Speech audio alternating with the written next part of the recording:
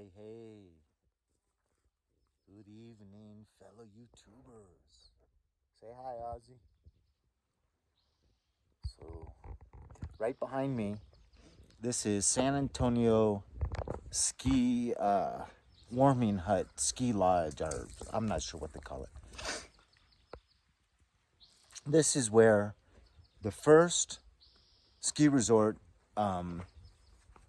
in Mount Baldy was, the second in Southern California. So the first, I think, was Waterman, which is up on Angeles Crest. And then this one used a Chevy V8 engine to power the rope, tow, basically like a T-bar or rope tow type deal, and would come straight up this valley. And this was where my mom and dad, when they were just dating and newly married, would come back on their wood skis with leather bindings. Yeah, they still had them when I was a kid. There's a trip. And they didn't have, it was kind of more of a cross-country deal, because I think usually the heels were never bound. So they didn't really have like your normal slalom. They had the slalom that the cross-country skiers do, where the inside leg drops back and you almost put your knee down on the front of the ski, and you do those turns with your legs being asymmetrical instead of symmetrical.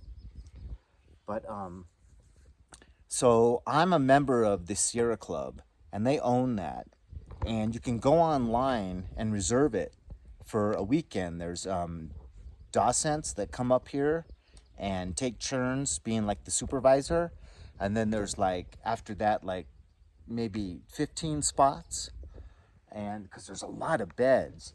There's beds in the living room along the walls. The kitchen's up front right when you come in on this side, and then there's a full all these lofts way up in the top. So that roof does not have insulation, but with all the bodies in there and the fire going all night, it stays pretty warm. But they have a boatload of board games. So you can go in there, reserve it, and just bring up your sleeping bags. You don't even have to do that. They got enough extra blankets, but it does get pretty cold. So you'd want to make sure you probably have a good sleeping bag. But the running water taps into the natural spring that comes out of this mountain.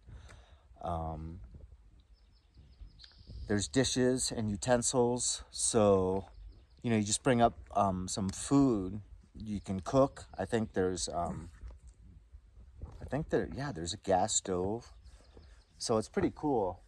And this is almost exactly halfway to the top, so it's a nice spot. Most day hikers just stop here, rest for like an hour, eat lunch, and then go back down. It's about an hour and 20 minutes.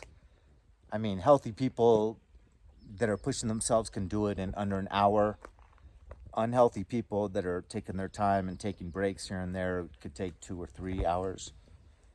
Sorry for the jumpy camera. And then here's my tent. You have a door just like that on the opposite side. That is a serious wren fly. And if you take the rain fly off, it's really good to put in the shade on a hot summer day, because it's just all that thin mesh, the whole tent. So a lot of air comes and goes, but no flies or mosquitoes can get in. And that's why I'm wearing this, by the way. Not trying to pretend I have hair. Keeping the mosquitoes off my neck and ears. And the sunglasses help as well, and the cap pulled low. But, so let's take a look. So in here,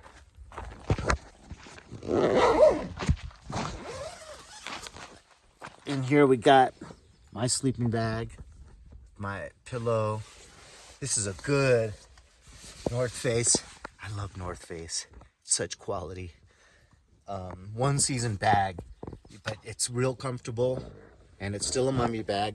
And there's my dog's blanket for his bed. A lot of extra room. I'll be able to put stuff there. This is a flashlight that when you pull it down, becomes a lantern. Like, you can't see because it's not dark, but it's pretty cool.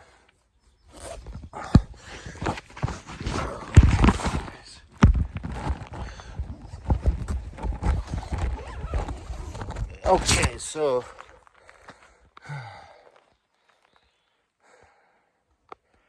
there you have it. It's gonna get a campfire up here. I'll take you up there and show you the campfire.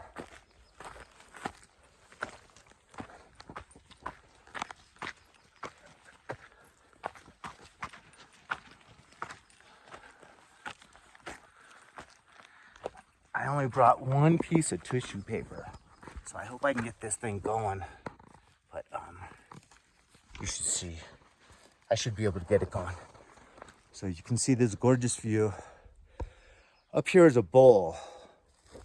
When it snows, it's a lot of powder. No. And you can hike up with your snowboard all the way up to the crest line. And then snowblower, this big bowl. But that reminds me of a story that happened to me in this bowl. And that'll be another video. Thanks for stopping by, you guys. Let me know what you think of my site. Adios, amigos.